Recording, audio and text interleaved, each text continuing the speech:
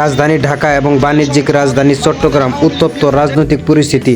আজ দিনভর দুই মহানগরে বিভিন্ন পয়েন্টে দফায় দফায় বিক্ষোভ মিছিল ও সমাবেশ করেছে বাংলাদেশ ছাত্রলীগ।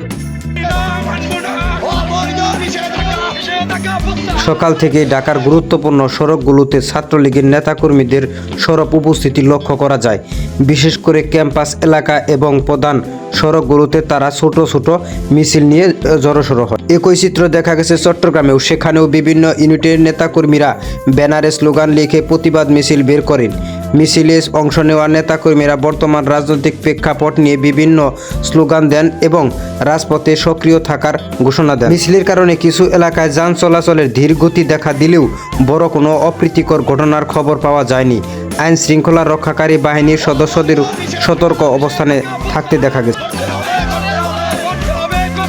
সব মিলিয়ে ঢাকা ও চট্টগ্রামের রাজপথ আজ ছিল ছাত্রলীগের দখলে।